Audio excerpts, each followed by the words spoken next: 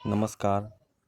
आदर्श विद्या मंदिर माध्यमिक सांडेरा, कक्षा सप्तमी, विषय हिंदी, प्रकरण सर्वनाम, भाग 2।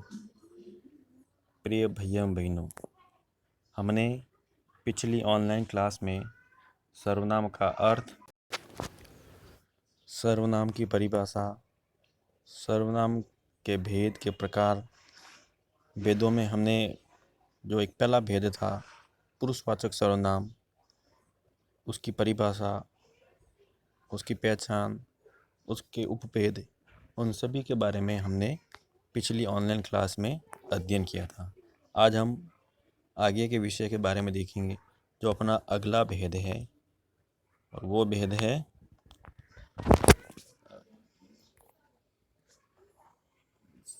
संबंधवाचक सर्वनाम। कौन सा सर्वनाम?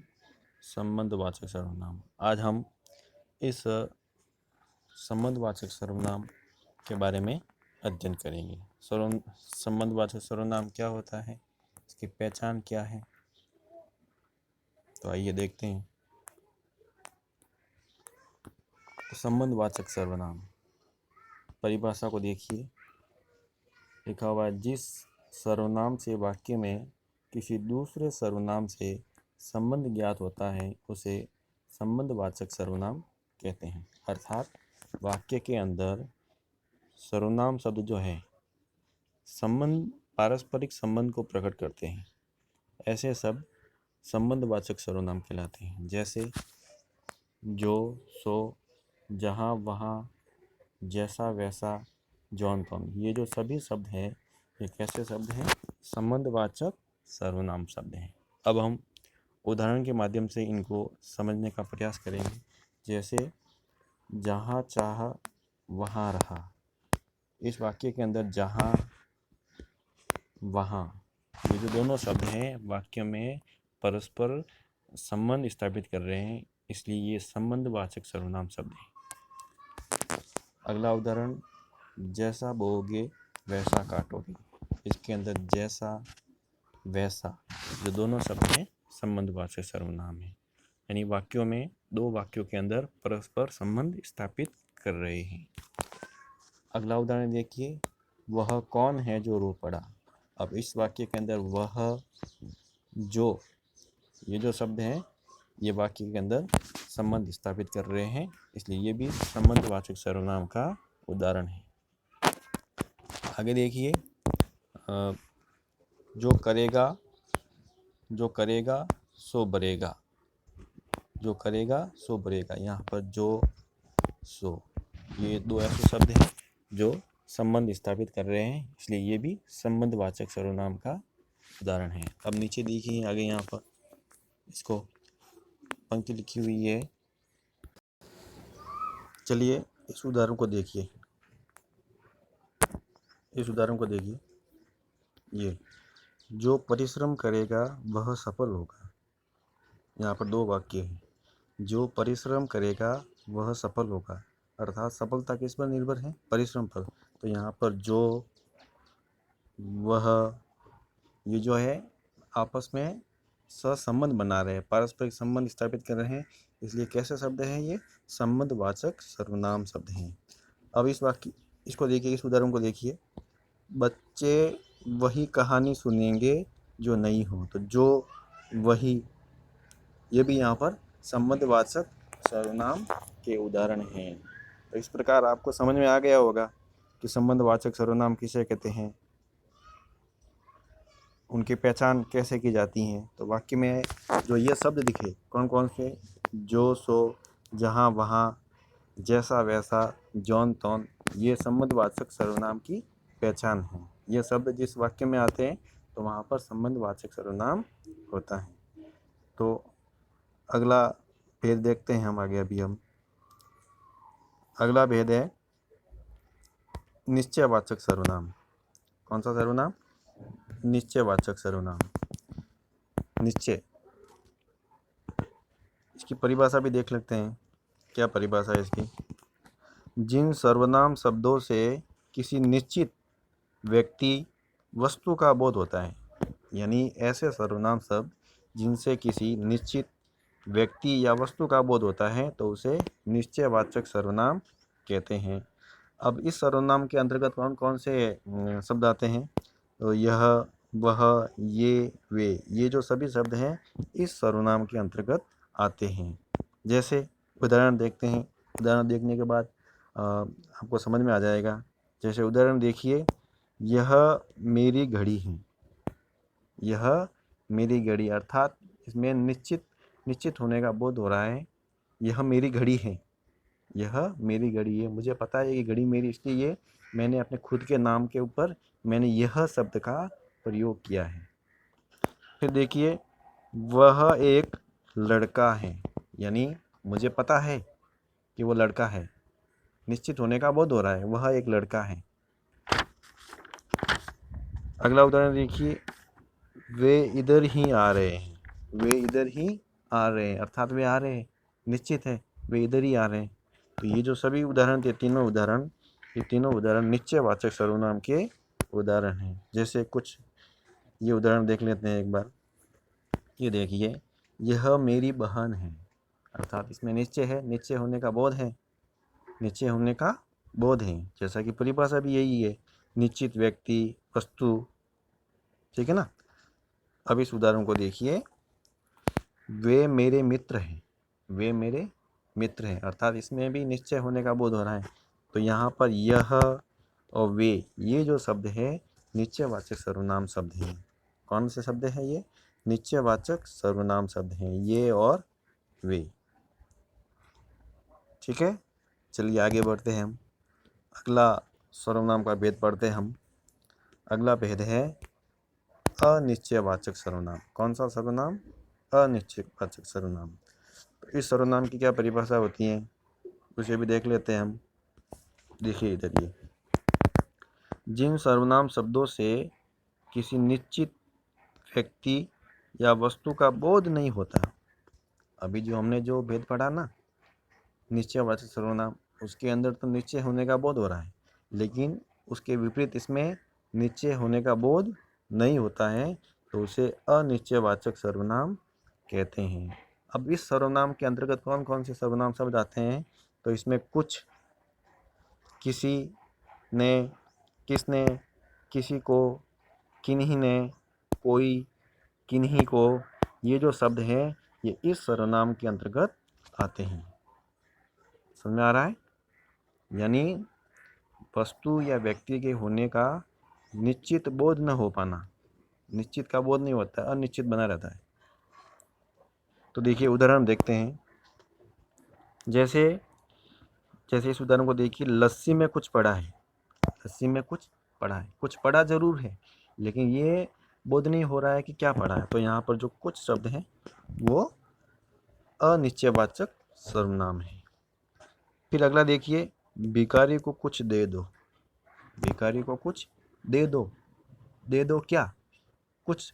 कुछ जो है निश्चय का यहाँ पर बोध नहीं हो रहा है, अनिश्चय का बोध हो रहा है, अर्थात यहाँ पर कुछ शब्द जो है अनिश्चय का बोध हो रहा है, कुछ शब्द से अनिश्चय का बोध हो रहा है, अर्थात ये भी जो वाक्य है, उदाहरण है, अनिश्चयवाचक सर्वनाम का उदाहरण है। फिर अगला उदाहरण देखिए, ये कौन आ रहा है। कौन आ रहा है, आ रहा जरूर है, लेकिन कौन आ रहा है ये निश्चय का बोध नहीं हो रहा है, अनिश्चय बना हुआ है। फिर अगला उदाहरण देखिए, राम को किसने बुलाया है। राम को किसने बुलाया है? बुलाया जरूर है राम को, लेकिन बुलाया किसने है ये निश्चय नहीं है, इसलिए इसमें भी अनिश्चयवाचक सर्वनाम है। फिर अगला देखिए, शायद किसी ने घंटी बजाई है। घंटी बजाई जरूर है, लेकिन किसने बजाई है ये बोध नहीं हो रहा है, इसलिए इसमें भी अनिश्चयवाचक सर्वनाम है। अब ये नीचे देखिए उदाहरण एक, इसको देखिए, पलंग के नीचे कुछ है। पलंग के नीचे कुछ है, यहाँ पर जो कुछ शब्द है ये अनिश्चय का बोध करा रहा है। कुछ है जरूर, लेकिन है क्या वो पता नहीं। फिर ये देखिए, बाहर कोई आया है। आया जरूर है, बाहर कोई आया है, आया जरूर है, लेकिन आया कौन है इसका बोध नहीं हो पा रहा, निश्चय का बोध नहीं हो पा रहा, अर्थात इसमें भी अनिश्चयवाचक सर्वनाम है। तो यहाँ पर इन सभी वाक्यों के अंदर जो अपन ने ये वाक्य देखे इधर वाले, ये जो वाक्य देखे ना, इन वाक्यों के अंदर कुछ, कौन, किसने, शायद, ये जो सभी शब्द हैं ये अनिश्चयवाचक सर्वनाम के उदाहरण हैं। ठीक है, चलिए अगला भेद देखते हैं हम। सर्वनाम का कौन सा भेद है अगला? तो अगला भेद है निजवाचक सर्वनाम। कैसा सर्वनाम? निजवाचक। निज का मतलब होता है, निज का अर्थ होता है स्वयं। क्या होता है? स्वयं, खुद का। क्या अर्थ होता है? खुद का या स्वयं का, निज का अर्थ। अब इसकी परिभाषा देखते हैं, क्या दी हुई है परिभाषा? ये देखिए, जो सर्वनाम शब्द कर्ता के स्वयं के लिए प्रयुक्त होते हैं, जो सर्वनाम शब्द कर्ता के स्वयं के लिए अर्थात कर्ता के लिए प्रयुक्त होते हैं, उन्हें निजवाचक सर्वनाम कहते हैं। कर्ता के लिए, कर्ता किसे कहते हैं? कार्य करने वाले को। उसके लिए जो शब्द प्रयुक्त होते हैं उन्हें क्या कहते हैं? निजवाचक सर्वनाम। जैसे इसके अंतर्गत कौन कौन से शब्द आते हैं? तो इसमें ये आते हैं स्वयं, आप ही, खुद, अपने आप। ये जो सभी शब्द हैं ये कैसे शब्द हैं? निजवाचक सर्वनाम शब्द हैं। अब उदाहरण देखिए, उदाहरण देखने के बाद स्थिति स्पष्ट हो जाएगी। जैसे ये उदाहरण देखिए, उसने अपने आप को बर्बाद कर लिया। यहाँ पर जो है अपने आप, ये जो शब्द हैं ये खुद के लिए आया है। उसने अपने आप को, स्वयं को बर्बाद कर लिया। फिर अगला उदाहरण देखिए, यहाँ नीचे उदाहरण दिया हुआ है, ये देखिए, मैं खुद फ़ोन कर लूँगा। मैं खुद यहाँ पर जो शब्द आया है ये स्वयं के लिए आया है। मैं खुद फ़ोन कर लूँगा, यानी स्वयं फ़ोन कर लूँगा। तो ये भी निजवाचक सर्वनाम का उदाहरण है। फिर अगला देखिए, तुम स्वयं यह कार्य करो। तुम स्वयं यह कार्य करो। स्वयं यानी खुद के लिए। समझ में आ रहा है? स्वयं यानी खुद के लिए। तुम स्वयं यह कार्य करो। तो ये भी इस निजवाचक सर्वनाम का उदाहरण है। फिर अगला देखिए, ये उदाहरण, श्वेता आप ही चली गई। श्वेता आप ही चली गई। तो यहाँ पर आप अर्थात श्वेता अपने आप ही चली गई।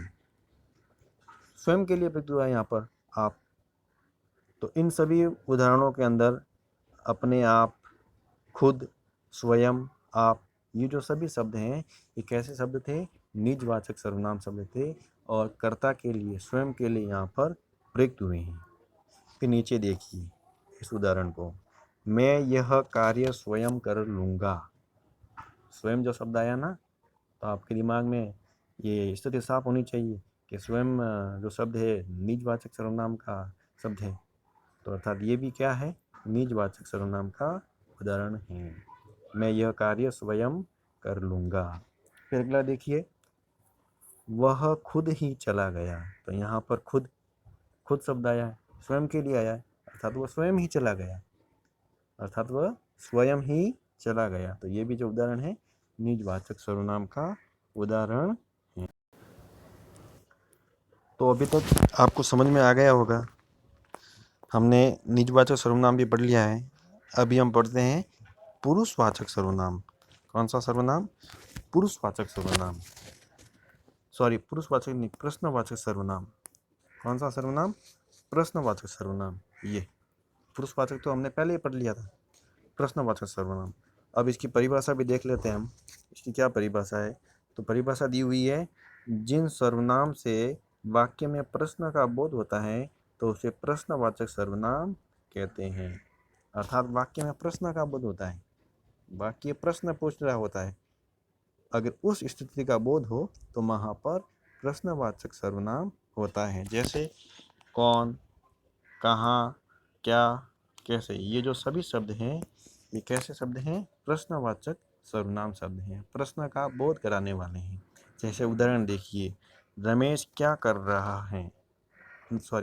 रमेश क्या खा रहा है?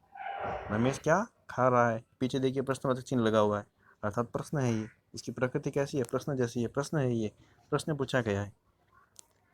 तो यहाँ पर क्या, ये जो शब्द आया ना, ये प्रश्नवाचक सर्वनाम। फिर आगे देखिए, कमरे में कौन बैठा है, तो कौन जो शब्द है यहाँ पर, ये भी प्रश्नवाचक सर्वनाम है। फिर अगला देखिए, वे कल कहाँ गए, वे कल कहाँ गए थे, तो यहाँ पर कहाँ जो शब्द है वो भी प्रश्नवाचक सर्वनाम है। फिर आप कैसे हो, आप कैसे हो, कैसे प्रश्नवाचक सर्वनाम और पीछे प्रश्नवाचक चिन्ह। पीछे वाक्य के अंत तक ध्यान रखना है कि पीछे प्रश्नवाचक चिन्ह होना चाहिए, तो वो प्रश्नवाचक सर्वनाम का उदाहरण है। अब नीचे देखिए, इस चित्र को देखिए, जैसे तुम क्या कर रहे हो, तुम क्या कर रहे हो, तो इस उदाहरण को देखिए, तुम क्या कर रहे हो, तो यहाँ पर क्या शब्द है, प्रश्नवाचक सर्वनाम का है और पीछे प्रश्नवाचक चिन्ह लगा हुआ है, तो अर्थात ये प्रश्नवाचक सर्वनाम का उदाहरण है। फिर नीचे देखिए, यह चित्र किसने बनाया, तो किसने और पीछे प्रश्नवाचक चिन्ह लगा हुआ है, अर्थात ये प्रश्नवाचक सर्वनाम का उदाहरण है। तो इस सर्वनाम में ये जो उदाहरण देखें ना, अपने दोनों उदाहरण, ये उदाहरण, ये इसमें क्या, किसने, ये जो शब्द है, ये जो शब्द है ना, क्या, किसने, ये जो है प्रश्नवाचक सर्वनाम शब्द हैं।